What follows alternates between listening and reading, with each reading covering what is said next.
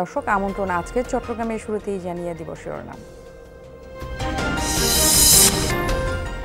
S আলমের গাড়ি ব্যবহারের কারণে বিএনপি নেতা সালাউদ্দিনের দুঃখ প্রকাশ, দাবি উৎস সম্পর্কে না জেনেই চড়ে বসেছিলেন বিতর্কিত পাজেরোতে।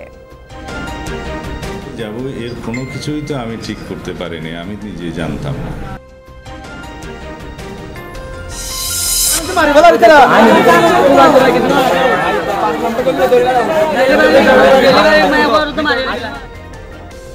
কক্সবাজারে দুই দল গ্রামবাসীর দফায় দফায় সংঘর্ষ, আহত অন্তত 20, ঘটনাস্থলে গেছে সেনাবাহিনী।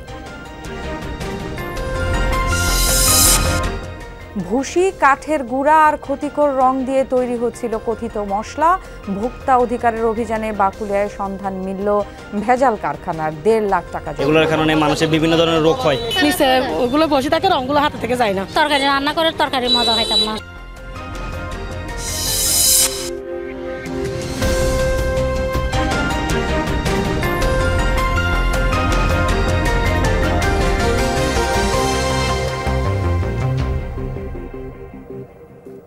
এতক্ষণ শিরোনামগুলো দেখে নিচ্ছিলেন, আপনাদের সাথে থাকছি আমি ফারহানা ন্যান্সি।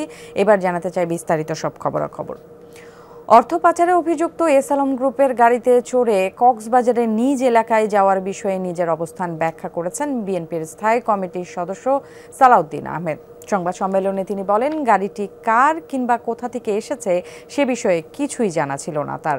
বিষয়টিতে নজর রাখতে না পারায় দুঃখ প্রকাশ করেন সালাউদ্দিন আহমেদ। গুম, খুন, আয়নাঘরের সাথে যারা জড়িত তাদের মুখোশ উন্মোচন করারও দাবি জানান বিএনপির এই নেতা। 9.5 বছর পর এলাকায় ফেরেন বিএনপির নেতা সাবেক যোগাযোগ প্রতিমন্ত্রী সালাউদ্দিন আহমেদ। কক্সবাজার বিমানবন্দর থেকে পেকুয়ায় নিজ গ্রামে যাওয়ার পথে ব্যাপক সংবর্ধনা দেন নেতাকর্মীরা, শুভেচ্ছা বিনিময় করেন তিনি।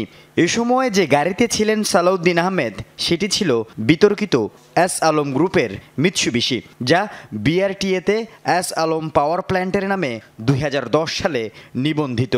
তার এই গাড়িতে চড়া নিয়ে তৈরি হয়েছে বিতর্ক। এই সংবাদ প্রকাশ হওয়ার পরে ঘটনাটি নিয়ে গণমাধ্যমে খবর হলে তীব্র প্রতিক্রিয়া সৃষ্টি হয়। এ বিষয়ে ব্যাখ্যা দিতে রাজধানীর গুলশানের বাসায় সংবাদ সম্মেলন করলেন বিএনপির স্থায়ী কমিটির এই সদস্য। দুঃখ প্রকাশ করলেন না জেনে গাড়িতে চড়ার কারণে। আমি কোন গাড়িতে উঠেছি, কোথায় যাব এর কোনো কিছুই তো আমি ঠিক করতে পারিনি, আমি নিজে জানতাম না। এগুলো জেলা বিএনপির নেতৃবৃন্দ যারা সম্বর্ধনা আয়োজন করেছে তারাই জানতো। অনেকটা আবেগাপ্লুত ছিলাম, আমার দেশবাসীর ভালোবাসায় শিখতে হচ্ছিলাম এবং মনের মধ্যে মা বাবার কবর জিয়ারতের বাসনায় মগ্ন ছিলাম। তখন আমার মনের অবস্থা ছিল না যে আমি কোন গাড়িতে, কার গাড়িতে উঠছি ইত্যাদি খোঁজ নেওয়ার। গাড়িটি ব্যবহারের কারণও ব্যাখ্যা করেন সংবাদ সম্মেলনে। তবে ড্রাইভার নিয়ে তার বরাতে যে খবর প্রকাশ হয়েছে তা সঠিক নয় বলেও জানান সালাউদ্দিন। একটি পুরাতন গাড়ি সে আমার ছোট ভাই নিয়ে গেছে, সে খুব আনন্দিত যে আমি তার গাড়িতে চড়তে পেরেছি। এটা আমার পক্ষ থেকে আমি জানতাম যদি যে এই গাড়ি একটি নির্ধারিত কোম্পানির বা তাহলে হয়তো আমি সাবধানতা অবলম্বন করতাম। আমার এই অসাবধানতা এবং অনিচ্ছাকৃত ভুলের জন্য যদি আমি দেশবাসীর মনে কষ্ট দিয়ে থাকি এবং অনুভূতিতে আঘাত দিয়ে থাকি, সেজন্য আমি দুঃখ প্রকাশ করছি। এই ঘটনাটি বড় হয়ে দেখা দেয় বৃহস্পতিবার রাতে কালুরঘাটের আরেকটি ঘটনা ঘিরে। সেদিন মীর গ্রুপের ওয়্যার হাউস থেকে এস আলম পরিবারের 14টি বিলাসবহুল গাড়ি সরিয়ে নেওয়া হয়, যার তদারকিতে ছিলেন বিএনপির 3 নেতা। ওই ঘটনায় চট্টগ্রাম দক্ষিণ জেলা বিএনপির আহ্বায়ক কমিটি বিলুপ্ত ঘোষণা করেছে কেন্দ্র। পাশাপাশি কমিটির আহ্বায়ক আবু সুফিয়ান, যুগ্ম আহ্বায়ক এনামুল হক সহ 3 জনের প্রাথমিক সদস্য পদও স্থগিত করেছে বিএনপি। আল আমিন শিকদার, যমুনা নিউজ, চট্টগ্রাম। চট্টগ্রামে এস আলম গ্রুপের বিদ্যুৎ কেন্দ্রে চোরের ছুরিকাঘাতে নিহত হয়েছে 2 নিরাপত্তা কর্মী। এর মধ্যে একজন অবসরপ্রাপ্ত সেনা সদস্য। ছুরিকাঘাতে হত্যার দৃশ্য ধরা পড়েছে সিসি ক্যামেরায়। চাঞ্চল্যকর এই ঘটনায় এখনও কাউকে গ্রেফতার করতে পারেনি পুলিশ। বাঁশখালীর গন্ডামারায় এস আলম গ্রুপের মালিকানাধীন কয়লাভিত্তিক বিদ্যুৎ কেন্দ্র এসএস পাওয়ার প্ল্যান্টে চুরি করতে ঢোকা দুই চোরকে ধরার চেষ্টা করলে উপর্যুপুরি ছুরিকাঘাতে লুটিয়ে পড়েন প্ল্যান্টের সহকারী সিকিউরিটি ইনচার্জ সরওয়ার আলম শেখ ও নিরাপত্তা কর্মী রাশেদ জুয়াদ্দার। মুমূর্ষ অবস্থায় দুজনকে হাসপাতালে নেওয়া হলে কর্তব্যরত চিকিৎসক তাদের মৃত ঘোষণা করে। এর মধ্যে সরওয়ার সেনাবাহিনীর অবসরপ্রাপ্ত ওয়ারেন্ট অফিসার। গত 18 জুলাই তিনি এস আলমের প্ল্যান্টে যোগ দেন। একটা পর্যায়ে যখন চোর বেগদিক থেকে তার হাতে ছিল ছুরি আর ওই জেসির হাতে ছিল একটা ছাতা। যখন ওই চোর আর কোনো উপায় না পেল তখন সে তার হাতে ছোড়া চাকু ছিল দেশীয়, সেই চাকু দিয়ে তাকে উপর্যুপুরি আঘাত করে। নিহত সরোয়ারের বাড়ি ফরিদপুরের নগরকান্দায় রাশেদ রাজবাড়ির বাসিন্দা। দুপুরে ময়নাতদন্তের জন্য মরদেহ নেওয়া হয় চট্টগ্রাম মেডিকেল কলেজ মর্গে। সেখানে ছুটে আসেন নিহতের স্বজন ও সহকর্মীরা। দুজনকে বিভিন্ন শরীরের বিভিন্ন জায়গায় ছুরির আঘাত করা হয়েছে, যার কারণে প্রচন্ড রকম ব্লিডিং হয়েছে। আর যেন কোনো প্রাণ এরকম না হারায় কর্মস্থলে কাজ করতে এসে যারা এই ধরনের ঘটনা সন্ত্রাসী কার্যকলাপে লিপ্ত তাদের অতি দ্রুত বিচার আওতায় আনে, যাতে করে সুন্দরভাবে একটা বিচার তদন্তের মাধ্যমে বিচার হয়। যারা এরকম নৃশংস হত্যাকাণ্ড ঘটিয়েছে তাদেরকে আমি অবশ্যই আইনের আওতায় দেখতে চাই। সিসি ক্যামেরার ফুটেজ যাচাই করে জড়িতদের ধরার চেষ্টা চলছে বলে জানিয়েছে পুলিশ। তথ্যপ্রযুক্তি এবং অন্যান্য স্থানীয় গোয়েন্দা তথ্যের ভিত্তিতে আসামিদের শনাক্তকরণ, গ্রেপ্তার এবং মামলা যাবতীয় কার্যক্রম সবগুলো অব্যাহত আছে। শহীদুল সুমন, যমুনা নিউজ, চট্টগ্রাম।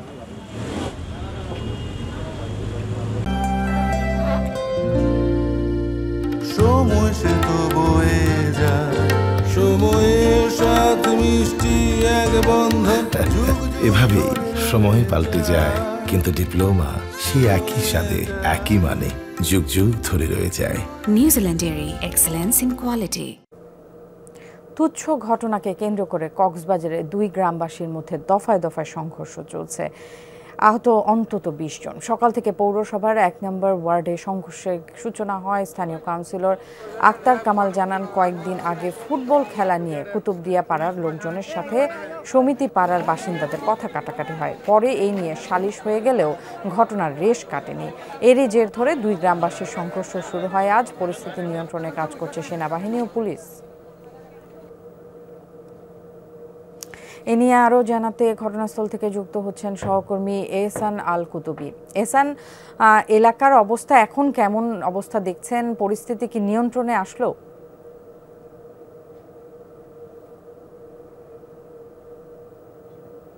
পরিস্থিতি নিয়ন্ত্রণে আসে নাই। আমি এখন যেখানে আছি এটি হচ্ছে কুতুবদিয়াপাড়া সমিতি পাড়ার যে বাজার রয়েছে সেই বাজারেই আছি। এখানে পরিস্থিতি খুব থমথমে। একেবারে সকাল 11টা থেকে এই সংঘর্ষ চলে আসছে। দুই গ্রামবাসীর মধ্যেই মূলত এই সংঘর্ষ, কুতুবদিয়াপাড়া এবং সমিতিপাড়া। কুতুবদিয়াপাড়া এদের দাবি হচ্ছে কুতুবদিয়াপাড়ার যে লোকজন রয়েছে তারা তাদের এখানে বাজারে এসে তাদের উপর হামলা করছে, তাদের পরিবারের উপর হামলা করছে এবং তাদের দোকানের মালামাল লুটপাট করছে। এটা হচ্ছে এখানে যারা আছেন তারাই দাবি করছে। এবং ইতিমধ্যে আমরা দেখছি সেনাবাহিনী এসেছে, পুলিশ এসেছে এবং অন্যান্য ফোর্স যারা আছে তারা এসেছেন। তারা এসে পরিস্থিতি নিয়ন্ত্রণের জন্য ইতিমধ্যে অ্যাকশনে যাবে এবং ইতিমধ্যে অ্যাকশনে যাওয়ার জন্য তারা প্রস্তুতি নিচ্ছে। কিন্তু এমন অবস্থা, খুব ভয়াবহ পরিস্থিতি। রামদা খিরিজ অস্ত্র সজ্জিত হয়ে এখানে তারা দাবি করছে তাদের উপর হামলা করছে, এমনটি তারা দাবি করছে। তবে আমরা যতটুকু জানি এখন পর্যন্ত 20 জনের অধিক আহত হয়েছেন। কারো দা খিরিচের আঘাতে তারা অনেকেই আহত হয়ে হাসপাতালে গেছে এবং অনেককে কক্সবাজার সদর হাসপাতাল থেকে চট্টগ্রাম মেডিকেলে পাঠানো হয়েছে। এহসান, আপনাকে ধন্যবাদ। এস আলম গ্রুপের কর্ণধার সাইফুল আলম মাসুদের ঘনিষ্ঠ সহযোগী ও দুঃসম্পর্কীয় ফুফাতো ভাই আনসারুল আলম চৌধুরীকে দুবাই পালিয়ে যাওয়ার সময় চট্টগ্রাম বিমানবন্দর থেকে আটক করা হয়েছে। সকালে BS 343 ফ্লাইট যোগে দুবাই যাওয়ার সময় বিমানবন্দরের ইমিগ্রেশন পুলিশ তাকে আটক করে পতেঙ্গা থানায় হস্তান্তর করে। বাংলাদেশের দুটি ব্যাংক তার কাছ থেকে 1900 70 কোটি টাকা পাবে। ভুয়া প্রতিষ্ঠানের নামে আনসারুল আলম চৌধুরী ইসলামী ব্যাংকের চুক্তি চাকতাই শাখা থেকে ঋণ নিয়েছিলেন 1630 কোটি টাকা। বিকেলে চট্টগ্রাম মেট্রোপলিটন পুলিশের ঊর্ধ্বতন কর্মকর্তারা পতেঙ্গা থানায় প্রায় 1 ঘন্টা জিজ্ঞাসাবাদ করে তাকে। পুলিশ জানায় আনসারুল আলমকে নিয়ে তদন্ত চলমান রয়েছে। মামলা হলে যথাযথ প্রক্রিয়ার মাধ্যমে তার বিরুদ্ধে ব্যবস্থা নেওয়ার কথা জানায় সিএমপি।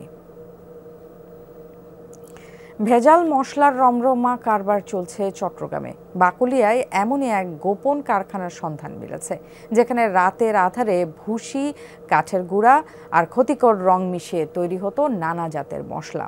কারখানা সিলগালা ও মালিককে 1.5 লাখ টাকা জরিমানা করে ভোক্তা অধিকার সংরক্ষণ অধিদপ্তর।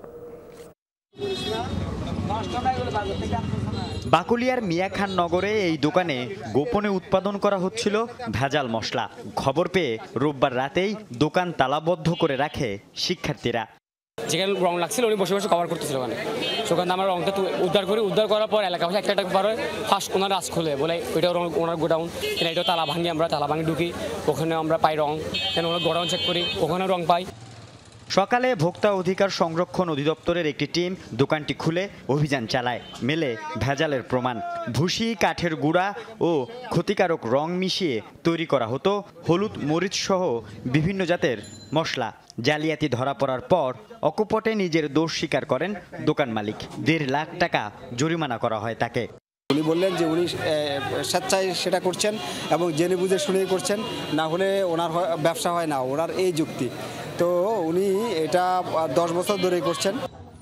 নিজেদের চোখে এমন ভেজালের কারবার দেখে বিস্মিত কয়েক দশক ধরে এই দোকান থেকে মশলা ক্রয় করা ক্রেতারা।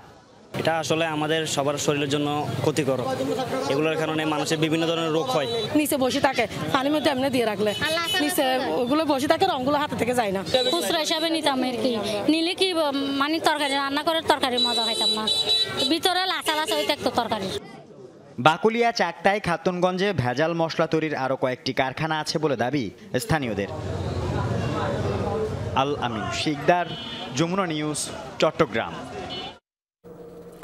এবার বাজার পরিস্থিতির খবর জানতে চট্টগ্রাম যেতে চাই। চট্টগ্রামে রয়েছে সহকর্মী মামুনুর রশিদ অভি। নিত্যপণ্যের বাজারের দরদাম কেমন দেখছেন? বাজার কেমন, গরম না ঠান্ডা, একটু জানতে চাই।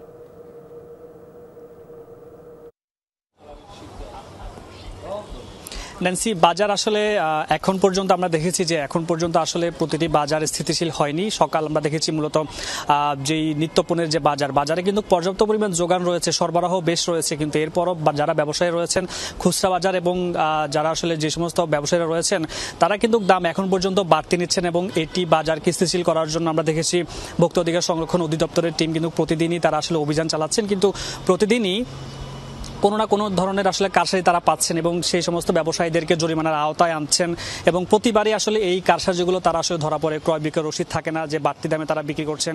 ক্রেতারা অভিযোগ করছেন যে প্রতিটি জিনিসপত্রের দাম একেবারে ঊর্ধ্বমুখী হারে যেভাবে বাড়ছে, সেক্ষেত্রে তারা আসলে আয়ের চেয়ে যে ব্যয় সেটি আসলে তারা মিলাতে পারছেন না, ফলে তাদের অনেক বেশি হিমশিম খেতে হচ্ছে। তবে যারা আসলে ভোক্তা পর্যায়ে রয়েছেন তারা বলছেন যে কঠিনভাবে আরও তদারকি করলে বাজারটাকে আরও দ্রুতভাবে নিয়ন্ত্রণ করতে পারলে যারা আসলে নিম্ন মধ্য শ্রেণী রয়েছেন তারা আসলে তাদের হাতে নাগালে থাকবে। আপনাকে ধন্যবাদ। কাপ্তাই লেকের পানি বিপদ সীমায় পৌঁছে যাওয়ায় এবং তীরবর্তী এলাকা প্লাবিত হওয়ায় বাঁধের জলপাটগুলো 3 ফুট করে খুলে দেওয়া হয়েছে। বিকেলে বিষয়টি নিশ্চিত করেন কর্ণফুলী পানি বিদ্যুৎ কেন্দ্রের ব্যবস্থাপক এটিএম আব্দুজ্জা। বলেন, কাপ্তাই হ্রদে পানি প্রবাহ বাড়ায় গতকাল থেকে 3 ফুট করে 16টি গেট খুলে দেওয়া হয়েছে। এতে প্রতি সেকেন্ডে 59,000 কিউসেক পানি কর্ণফুলী নদীতে নির্গত হচ্ছে। বর্তমানে লেকে পানির লেভেল সমুদ্রপৃষ্ঠ থেকে 108 ফুট উচ্চতায় আছে। হ্রদের ধারণ ক্ষমতা 109 ফুট। গত 27 আগস্ট থেকে কাপ্তাই বাঁধের পানি ছাড়া শুরু হয়। প্রায় 4 মাস বন্ধ থাকার পর দক্ষিণ এশিয়ার অন্যতম বৃহৎ কৃত্রিম জলাধার কাপ্তাই হ্রদে শুরু হয়েছে মৎস্য আহরণ। ক্রেতা বিক্রেতার হাঁক ডাকে অবতরণ ঘাটে ফিরেছে কর্মচাঞ্চল্য। প্রথম দিনে মাছের আহরণ কম, তবে এবছর রাজস্ব লক্ষ্যমাত্রা পূরণ হবে বলে আশা মৎস্য উন্নয়ন কর্পোরেশনের।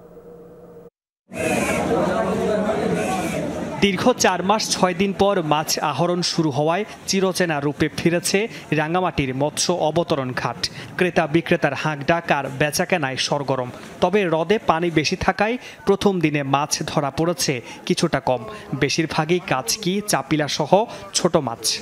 মাছও গত বছর থেকে এবছর কম, পানি একটু বেশি হওয়ায় বেচা বিক্রি পাওয়ার পরে তাও বুঝতে পারবো যে আমাদের কি লাভ হচ্ছে নাকি লস হচ্ছে। মাছ ভালো হবে এটা আশাবাদ দিই আমরা সবাই, যেহেতু লেকে পানি আছে তাই আমরা আশাবাদী মাছ সামনে ইনশাল্লাহ ভালো হবে।